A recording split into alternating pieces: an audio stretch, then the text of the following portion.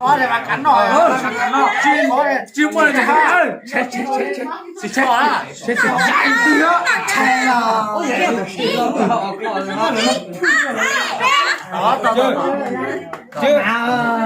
Nó mỏ nó có được Sư họ có Bê co sư họ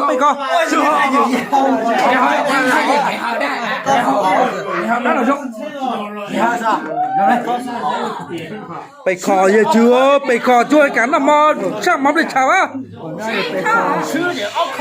sư là bê kho Sư bê co nó đâu. là cái cho cắn tụi con nằm để chào á còn đó họ chỉ hậu chế ở chỉ nói chế bẹt họ bê kho giờ cái chú chỉnh họ chết ta mà chả họ bê kho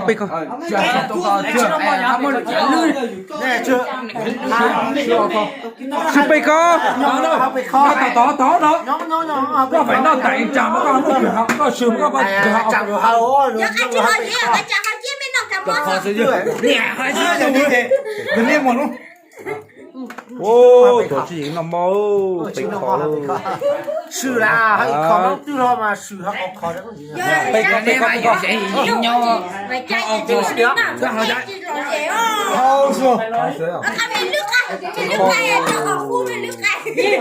Do anh tại cho họ khó thì Là gì nó nói chị ta phú em. nó mò để trâu mà tôi nó mò nó chết đấy chả Nước này bên luôn. nữa cơ Bây giờ ta sư khó. đó sư họ bê kho đâu giờ giờ nhau tán nó chưa chỉ nói bẹt họ Tôi chỉ nhớ chứ. Có chỉ đến nó mò. chả đó sư họ bê kho có bỏ lưới nhau thì là chúng tỏ. Thì là thằng này chứ mà. Chàng này muốn làm thì thắp nó đó là. đấy bù lại Ủa chờ. bê lâu Chàng xin nào. chi cháu xa tua bao tua học chơi đâu Thôi chà. hơi có chứ ạ Chạy. chạy phải khỏi ô thuốc bảo thủ ô ta mà vậy hậu thì Thấy. Chạy đi. vậy hậu rồi vậy hỏi ô thuốc bị đủ rồi nó ra từ chưa rồi dễ ba để bắt buộc cái dính nó đúng không bắt buộc cái dính nó hả Chị nói gì? Nói chứ. Chị nói gì? Bác buồn nó chứ. bắt buộc cái con à chốt chơi hơi tả tôi đúng nào lắm nào Xin nó tặng đi đó. nó chỉ làm một cái tiền nó vậy hả à cưa chúa đó nằm mơ chơi là nằm mơ chi hả chứ Không có sạt tiền nó mà.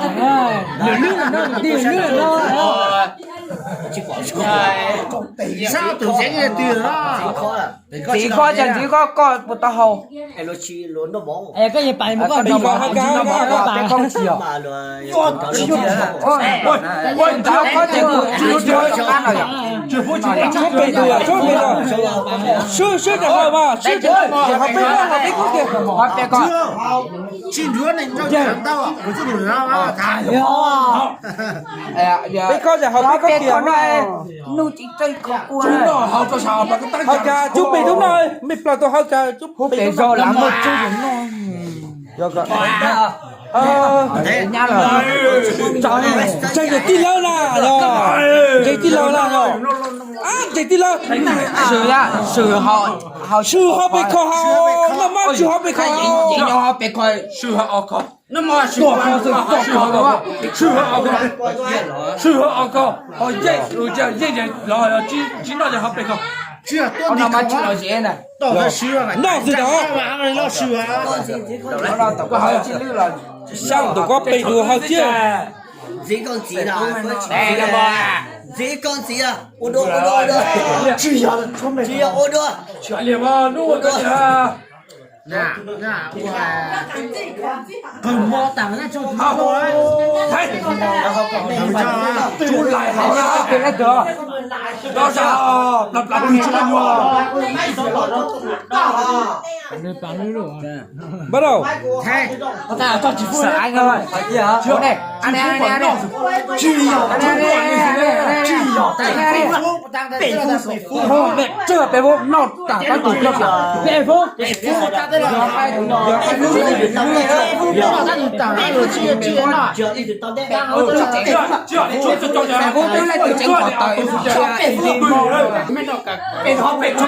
phải cho chị chia sẻ cái chưa nó ai mới được học cả anh em mới được học cả cái gì hey mẹ chỉ phu là chả để học sinh là tổ chức đó bé con rồi nó phui khai họ bé nó chưa coi phải bé phu bà phu đi mò cho nó nhỏ on luôn kia tin là han đâu hả hào nào cho nhắn nó thấy chú bé cứ đâu mà ôi cho nhắn nó bé cua tay nhặt nó chỉ cua hào mày phô đến nó chỉ đánh đi bao buổi cũng nào mình nói hào nào thì có hết mình họ bà phô cũng hết một đi có xính đâu đi của phú đánh đi rồi của chết của của đã mà xua mà chơi con xoay từ nọ bắt đầu 1 2 3 4 người thấy mà nói gì mà bẻ phu nhân nó chỉ tại no 1 bún rồi bao cả của trời đông dịch của phu dài dài bắt đầu tuyến chuối nhá chuối mà tuyến nào nhá là chuối chuối gặp nào chín rồi nó bọc khoa nó bọc khoa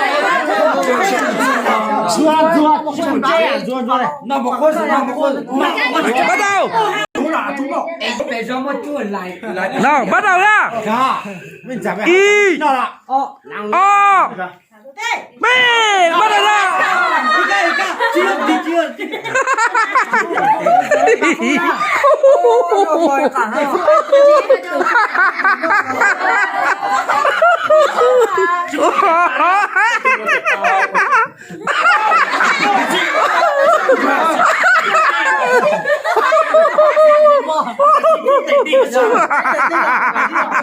Vẫn chưa nói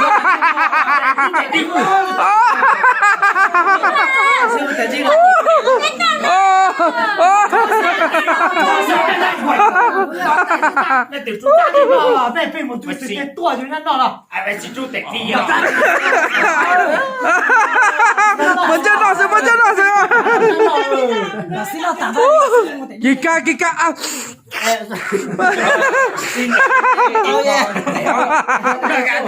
cứ no là chả gì đâu mà chị tuân này ô cả ta bố bây giờ rồi anh cái gì hả đấy anh quá tụi nó hai nhà họ có chuyện quá tụi nó gì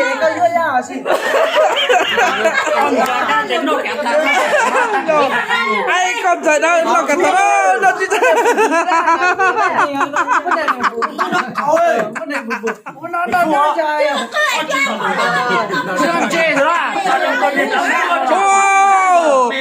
tụi tụi nhá tụi chưa chơi hiện tua đâu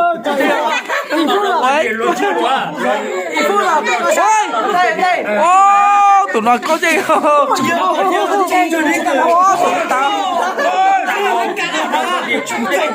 đây là hạ cả đá chi mà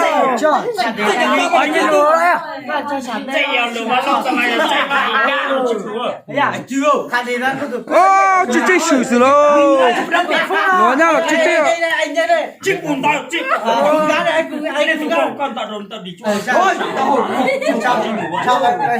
chú chơi là học bể khó nữa đâu vậy ấy chạy họ hạ đá đâu bọn nó này nó chẳng mong để cháu các cổ đâu một cái đâu phu ha chuẩn phu sửa mình nói chúng mà thì cả là gì chú chơi ta tiểu là cho nó cu dạ là chú chơi ta tiểu là cho nó cu này đấy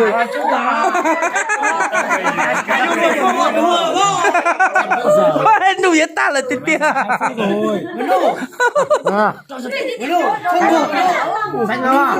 Anh là sang hết rồi. Anh này xem. Ôi anh này vẫn sang hết rồi. Ôi anh này còn một bát đầy. Ôi anh này vẫn. Ôi kiểu nào đây là chủ nhà nhá. Chủ nhà thua rồi. Thua rồi. Bộ mày khó này. Hạ con gì. Nhà chung kiếm ở đâu rồi nhỉ? Ô nhiều bộ quá nhiều rồi. Ôi, cái gì? Chọc cái chụp hình cái nước cái tà. Nó nói gì? Phải vô à? Cả cái tích cái chi. Dừng. Khó tụ đang phải phu à? Chưa bỏ chứ tao. Tao phải tên là mẹ chơi mẹ bà. Mẹ hạ bể khói à? Mẹ bà được về à? Mẹ cho cái người bà. Ta nhà họ có rồi. Con ơi, con mà. Mà phải phu rồi, đã phải phu à? Nó chỉ tặng phải phu thôi à? Mày tặng tao mà. Giờ lên thì chỉ tặng, lên thì vẫn tháo học. Dạ. Cho tặng cái. Ô, nó bị bỏ từ hậu đá giả nhá. Cho chỉ phu gì vậy? Đa sẽ tặng. Phải chỉ phu gì vậy? Chỉ tặng à? Bị phu của nó tặng lên. Tặng gì à? Thêm một phút này, thêm một phút đi. Có điều gì à? Cả phu gì à? Chơi còn cái này chú hậu là chơi. Chứ còn chỉ phu là thứ đó ta cảm từ hậu đấy nhỉ?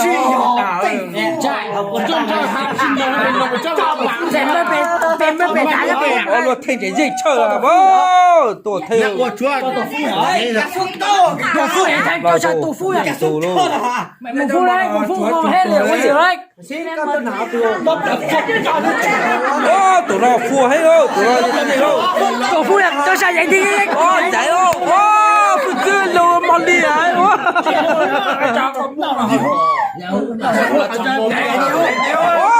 xin cái gì chơi à? Ôi, cái cổ chủ nhà thua. Vậy cũng Xin lỗi.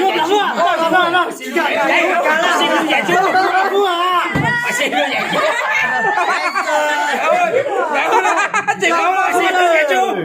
Cái hú à, cái này. Câu này, tình trong bò. xin lỗi chị xưa Xin lỗi hôn lên. cái cho chị chẳng món chị xưa đúng rồi Hôn à. Vậy không biết hỏi là số cao tình bình tĩnh số cao tình trả cha mày chị chưa xưa mày chưa đi chưa nhau rồi chưa xưa số cao à số cao tình số cao à tình số cao à Cả số cái này thì có số cao là xin đừng cho hát nào có chỉ số số cao tình cái hố này chỉ số cao là cái hố là mò cái gì hố tao chưa đâu anh thì hôi à anh thì hôi à con này là dục cái luôn xe luôn số cao thì số cao